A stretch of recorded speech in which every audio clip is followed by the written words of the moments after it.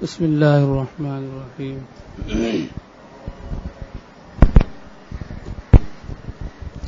نحمدہ ونصلی ونسلم علی رسول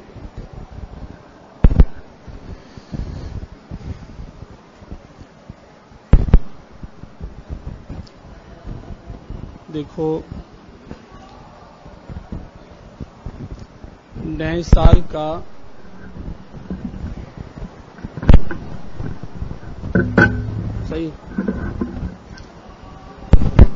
نئے تعلیمی سال کا الحمدللہ اللہ کے فضل سے آغاز ہو گیا ہے اور حضرات نے اور خاص کر شیخ الجامعہ قدس ذلہ العالی نے آپ کو قیمتی نصائح مدرسے میں رہنے کے آداب اور طریقے، سبق کے آداب اور طریقے تفصیل سے بتلا دیے۔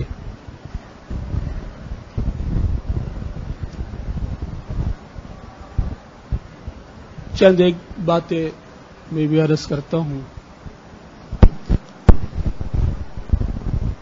اور وہ یہ دیکھو، علم دین جو ہے اللہ تعالیٰ نے آپ کو پڑھنے کا موقع عطا فرمایا ہے، بہت بڑا انعام ہے۔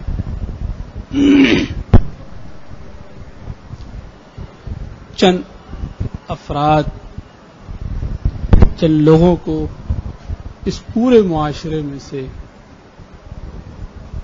چن چن کر دینی تعلیم کے لیے انتخاب فرمانا بڑی بات ہے، اور اللہ تعالیٰ نے اس کے لیے ہمیں منتخب فرمایا ہے، اتنے بھی شکر ادا کرے کم ہے۔ ایک تو اس کا شکر ہر وقت بجا لائیں،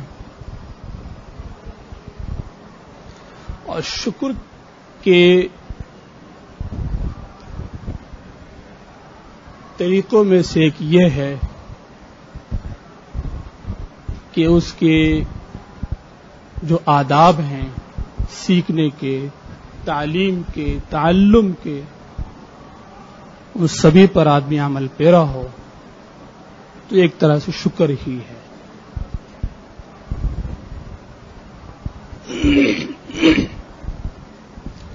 علم دین کے حصول کے کئی ذرائع ہیں،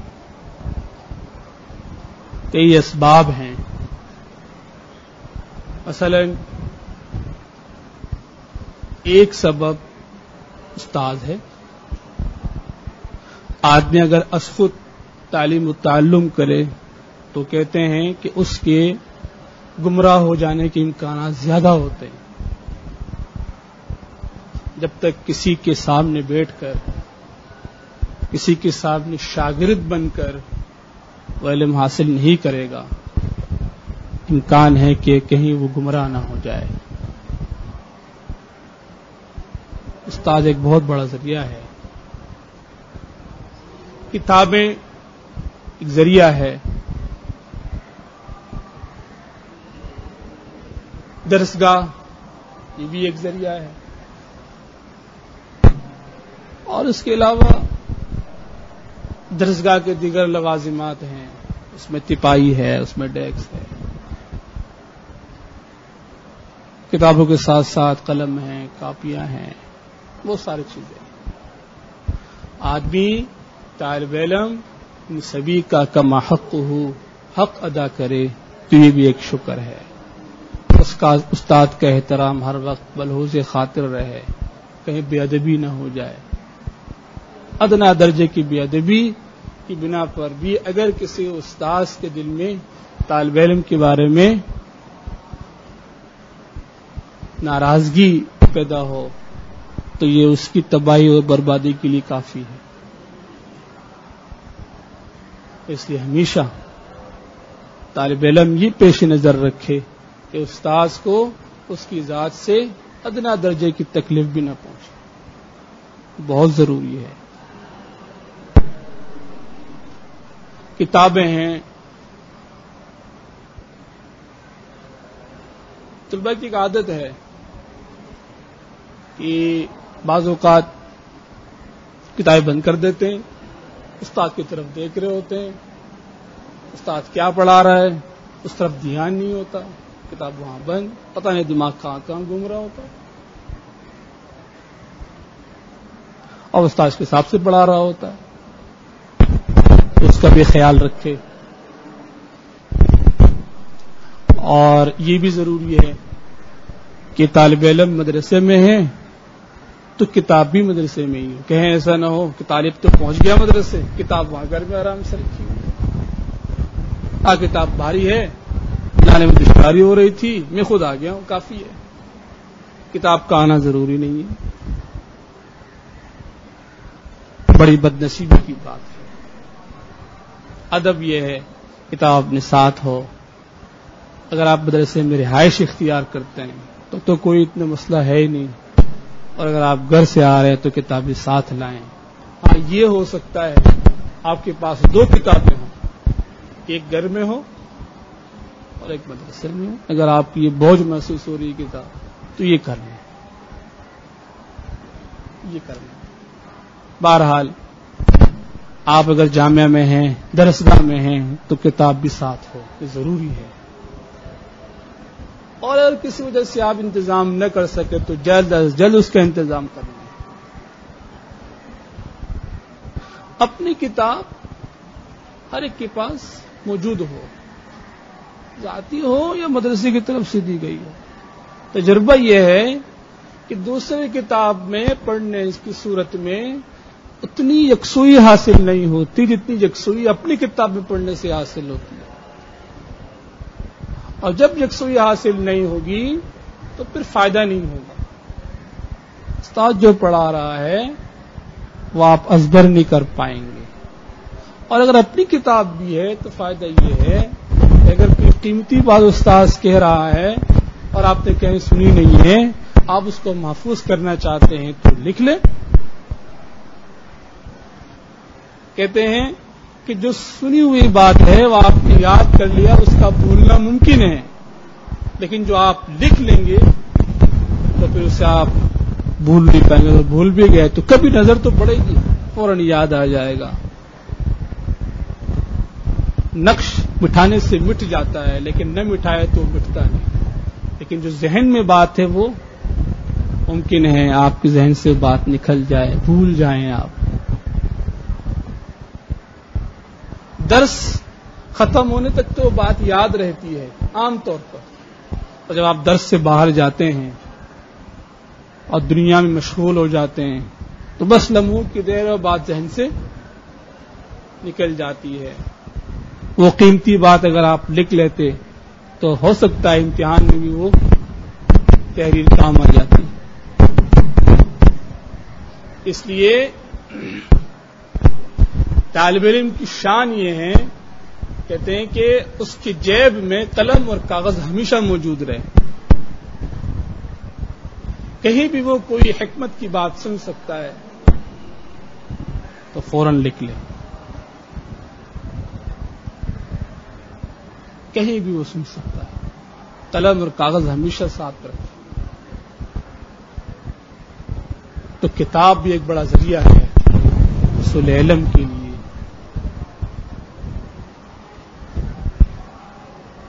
تو اس کا ادب اور احترام ضروری ہے. تپائی ہے, درسگاہ ہے. اب طلباء کی عادت کیا ہے جو ہم مشاہدہ کرتے ہوئے ڈیسک لانگ رہے ہیں, اور اگر 2 ڈیسک ساتھ لگے ہوئے ہیں اور اس کو راستہ چاہیے جانے کے لیے تو پاؤں سے ہلا رہے ہوتے ہیں, ہاتھ سے نہیں, پاؤں سے جگہ بناتے ہیں. جاتے وقت بے خیالی میں پاؤں سے لات مار دی. قلم کسی کو دینا ہے پھینک رہے ہیں, ہاتھوں ہاتھ نہیں دے رہے. ادب یہ ہے ہاتھوں ہاتھ دے. لیکن طالب کو خیال نہیں رہتا. وہ قلم جس کی قسم اللہ تعالیٰ نے قرآن میں اٹھائی ہے, نون والقلم وما یسطرون, اور طالب اسے پھینکتا ہے. قلم چاہیے, یوں پھینکا اس کو اٹھایا, لکھنے شروع. تو بے ادبی ہے. تو جس ڈیسک کے اوپر کتاب رکھ کے آپ پڑھتے ہیں، اسے آپ پاؤں سے ہلاتے ہیں، اسے آپ ٹھوکر مارتے ہیں، آپ اسے پھلانگتے ہیں، تو علم کہاں سے آئے گا؟ بہت خیال رکھنا ضروری ہے اس کا، بہت زیادہ. قلم کا اور کاغذ کا اور کاپی کا اور کتابوں کا اور درسگاہ کا خیال رکھنا بہت ضروری ہے. کچرے پڑے ہوئے ہوتے ہیں ڈیسک کے نیچے اور دیواروں کے ساتھ ساتھ پاپڑ کھا رہے ہوتے ہیں. پاپڑ تو لوگ کی عادت ہے، کینٹین چلے گئے، چونکہ سے پاپڑ لے آئے، کھایا اور ڈیسک کے نیچے اور دیوار کے ساتھ کہیں چھپا دیا. ایک تو یہ منع ہے کہ آپ درس کے دوران نہ کھائیں، اور اگر سبق ختم ہو گیا ہے، کوئی استاد نہیں تو آپ کھا رہے ہیں تو خیر ہے، لیکن اسے اپنی جیب میں کیوں نہیں رکھ لیتے؟ جب آپ باہر جائیں تو کسی کونے میں پھینک دیں، بجائے اس لیے کہ آپ ڈیسک کے نیچے رکھ رہے ہیں اور درسگاہ میں آپ گند پھیلا رہے ہیں. آپ کی جیب کہاں ہے؟ اس میں رکھ لو، جب آپ باہر نکلے تو پھینک دیں. درسگاہ بھی صاف ستھری ہے اور آپ کی حاجت بھی پوری ہو گئی. اس کا بہت خیال رکھیں. درسگاہ میں اس طرح کی چیزیں نہ پھیلائیں کہ جس سے درسگاہ کی بے احترامی محسوس ہو. ساتھی ہیں آپس میں ہنسی مذاق کرتے ہیں، دل لہی کی باتیں تو ٹھیک ہے آپس میں کریں، لیکن بعض اوقات ایسی بات ہے کہ طالب کے منہ سے نکل جاتی ہیں کہ دوسرے کو اذیت پہنچتی ہے، اور ایذاء مسلم تو حرام ہے. آپ کتابوں میں پڑھا ہوگا کہ حج جیسی عظیم الشان عبادت میں بھی، جبکہ حجر اسود کو بوسا دینا ایک بڑی عبادت ہے، اگر رش ہو اور حجر اسود کو بوسا دینے کے لیے جانے کی صورت میں حجاج کو تکلیف ہو تو کہتے دور سے استلام کر لو. حجر اسود کو بوسا دینا چھوڑ دو، وہ مستحب کے درجے میں، مندوب کے درجے میں، لیکن ایک مسلمان کو اگر آپ سے تکلیف ہو رہی ہے تو جب تک آپ اس سے معافی نہیں مانگیں گے آپ کا یہ گناہ معاف نہیں ہوگا. اس کو چھوڑ دیں. اب حج کر کے آتے ہیں، حجر اسود کو بوسا دے بغیر آ جاتے ہیں، اتنا سارا خرچہ کیا لیکن آپ سے وہ کام نہیں ہو سکا. کوئی حرج نہیں، انشاءاللہ اللہ آپ کا گناہ بخش دے گا. لیکن اگر آپ وہاں جا کے کسی مسلمان کو تکلیف دیتے تو یہ معاف نہیں ہوتا. تو طالب اس کا بڑا خیال کرے، آپس میں ایک دوسرے کے ساتھ بات چیت میں، ہنسی مذاق میں کہیں ایسی بات منہ سے نہ نکل جائے کہ دوسرے کو اس سے اذیت پہنچے.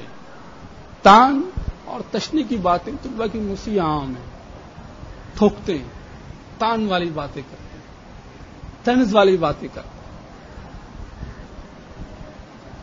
اور خیال نہیں کرتے کہ کسی کا دل دکھ رہا ہے.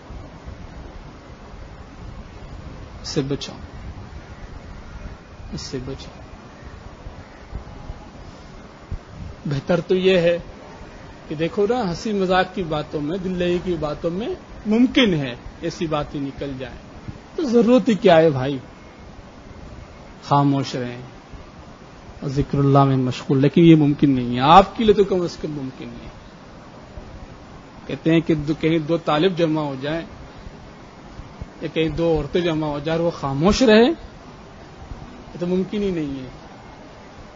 دو طالب، دو عورتیں، طلباء اور خواتین میں دو تین باتیں قدرے مشترک ہیں جو ہم نے مشاہدہ کی. وہ یہ ایک کی بری عادت ہے، جب بھی جائیں گے ذرا دو دو کی ٹولیوں میں نہیں، سارے یوں لمبی لائن بنا کے جائیں گے، پوری گلی ان کے قبضے میں، ایک ہی ساتھ کھڑے ہو کے جا رہے ہوتے ہیں، پیچھے نہیں جائیں گے. کیا باتیں ہو رہی کہیں وہ باتیں نہ نکل جائیں، سن کے جاتے ہیں. اور جب دوسرے سامنے سے آ رہے ہیں ان بیچاروں کو تکلیف ہو رہی ہے. اس کا خیال نہ خواتین کرتی عورتیں اور نہ یہ طلباء کرتے. اور ایک یہ کہ جب بیٹھتے ہیں تو بس باتیں شروع ہو جاتی ہیں, خاموش نہیں رہ سکتے.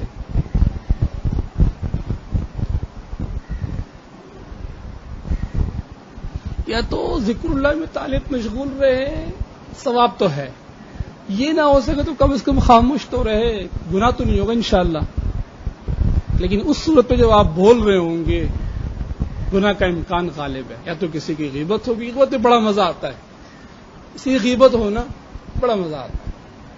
کہنے والا ہی بڑے شوق سے کرتا ہے, سننے والا بڑے مزے لیتا ہے. اور اس وقت بھی کہتے ہیں ہم غیبت نہیں کر رہے, غیبت ہی کر رہے ہوتے ہیں. یہ کوئی غیبت ہی نہیں ہے, حالانکہ وہ غیبت ہی ہے. جان چھڑانے کے لیے کہتے ہیں, اسے غیبت نہیں کہتے. اور غیبت کی تعریف کی ہے. دیکھو, کسی کے بارے میں اگر آپ کہہ رہے ہیں, کسی کے بارے میں جو اس مجلس میں موجود نہیں, تو یا تو اس کی مدح ہے یا پھر اس کا ذم ہے. دو صورتیں ہوں گی, یا اس کی تعریف ہوگی یا اس کی برائی ہوگی. اگر تعریف ہے تو بہت اچھی بات ہے, لیکن تعریف ہوتی نہیں ہے کسی کی زبان. برائی برائی برائی ہوتی ہے. پھر برائی کی دو صورتیں بنیں گی, اس کی دو شکلیں بنیں گی. اگر وہ برائی واقعتاً اس غائب میں موجود ہے جس کے بارے میں بڑے زور و شور سے باتیں ہو رہی ہیں, واقعی موجود ہے, تو یہ تو غیبت ہے. موجود ہے اور آپ کہہ رہے ہیں غیبت ہے. اور اگر نہیں ہے پھر بھی آپ بنا کچھ طرف سے, اسے کہتے ہیں بہتان. غیبت اور بہتان دونوں بڑے گناہ ہیں, گناہ کبیرہ, گناہ کبیرہ. یہ جو کہتے ہیں الغیبت اشد من الزنا, غیبت زنا سے زیادہ باری ہے. ظاہر میں ایسا لگتا ہے کیسے باری ہے, زنا تو بہت بڑا گناہ ہے, اس میں 100 کوڑے لگتے ہیں اور کبھی سنگسار بھی کرنا پڑتا ہے, اور غیبت کرنے والے کو تو ایک کوڑا بھی نہیں لگتا. کبھی سوال ذہن میں پیدا ہوا, الغیبت اشد من الزنا.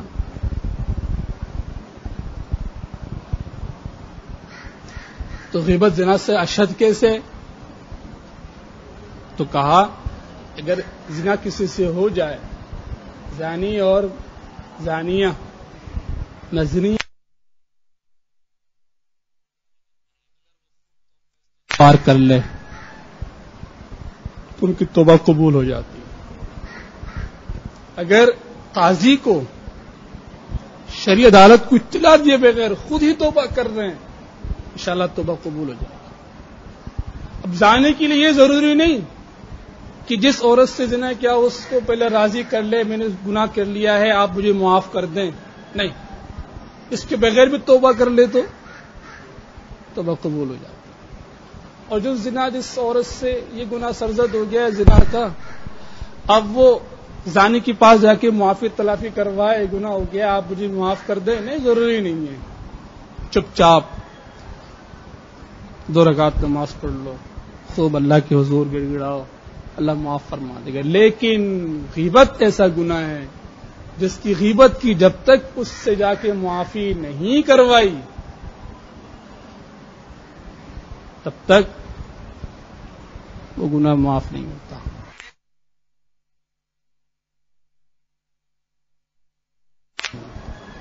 حقوق اللہ اور حقوق العباد میں تو یہی فرق ہے.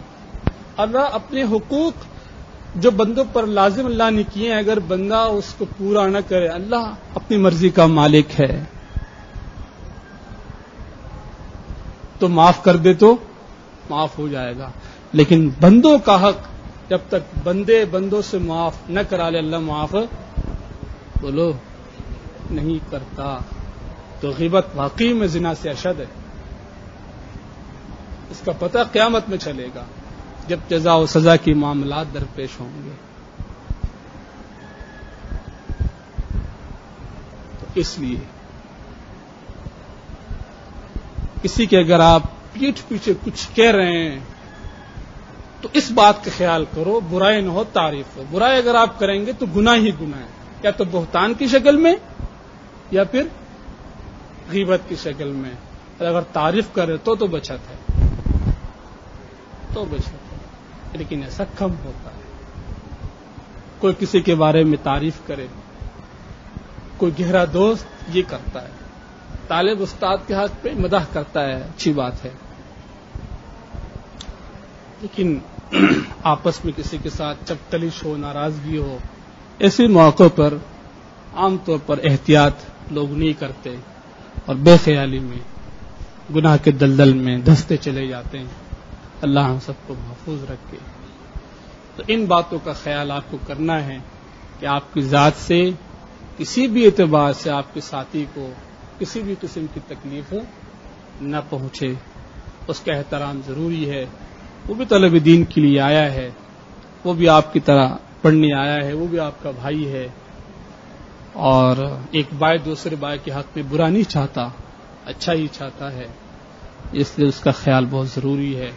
درسگاہ کا ادب، استاد کا احترام، اور حصول علم میں جو معاون اور مددگار ذرائع ہیں سب کا احترام طالب علم اپنے دل میں رکھے اور اس کا اظہار بھی کرے.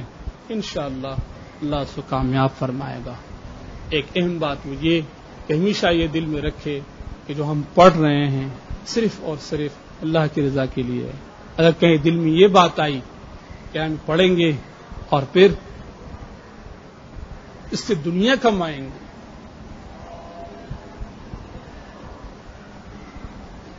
یہ بہت ہی زیادہ محرومی کی بات ہے. ایسا طالب تو اولاً آگے بڑھ نہیں سکتا، بڑھتا نہیں ہے، وہ آگے درجات تک پہنچ نہیں پاتا، اور اگر کہیں پہنچ بھی جائے تو پھر اس کے علم سے کسی کو فائدہ نہیں ہوتا. اللہ کی رضا مقصد ہو تو پھر دروازے خود بخود کھلتے چلے جاتے ہیں. اللہ راضی ہوتا ہے، پڑھانے کے ذرائع اللہ مہیا فرما دیتا ہے، اور اللہ پھر آگے مستقبل میں کسی کا محتاج بھی نہیں بناتا، اس کے مستقبل سنور جاتا ہے. اللہ سب کو نصیب فرمائے. تو ہمیشہ ذہن میں رکھو کہ اس سے اللہ کی رضا مقصد ہے. علم حاصل ہوگا، عمل بھی ساتھ ساتھ ہوگا. یہی تو انبیاء کی ایک وراثت ہے. انبیاء کے ساتھ کھڑے ہوں گے آپ، صدیقین شہداء کے ساتھ آپ کا مرتبہ ہوگا. یہ کم مرتبہ نہیں ہے. نیت خالص رکھو، اللہ کی رضامندی کا حصول، اللہ راضی ہو جائے، اللہ راضی ہو جائے. اس لیے کہ دیکھو علم دراصل دو ہیں، قرآن کریم اور حدیث. یہی دو چیزیں. وحی کی شکل میں قرآن اترا اور پھر نبی کی زبان سے قرآن کے علاوہ جو کچھ زبان مبارک سے نکلا وہ حدیث ہے. جو نبی کے افعال ہیں وہ حدیث کی شکل میں دو ہی ہیں. بعد میں فقہ اور مسائل یہ انہی دو چیزوں سے نکلے. علم یہی دو ہی ہیں. تو اگر نیت خالص ہو یہ دونوں علم اللہ آپ کو عطا فرما دے گا، اور دنیا میں بھی کامیابی اللہ عطا فرمائے گا، اور آخرت میں بھی فوز و فلاح آپ کے نصیب میں مقدر میں ہوگا. اللہ سب کو نصیب فرمائے. بہرحال چند باتیں تھی جو ہم نے کہیں، اور کل سے انشاءاللہ ہم باقاعدہ کتاب شروع کریں گے. اللہ توفیق عطا فرمائے. ان باتوں کا ذرا خیال رکھنا، اور ذرا جب سبق شروع ہو جائے بلکہ شروع ہونے سے پہلے جب گھنٹہ لگے تو آپ بر وقت حاضر رہیں. جب بیچ میں آنا جانا یہ اچھا نہیں لگتا، توجہ ہٹ جاتی ہے، اور جب توجہ ہٹ جائے تو بے برکتی شروع ہو جاتی ہے، یکسوئی ہٹ جاتی ہے، اچھا نہیں لگتا. اس لیے پہلے سے حاضر رہیں تاکہ استاذ یکسوئی کے ساتھ سبق شروع کر سکے تو اخیر تک جاری رہے. سبحانک اللہم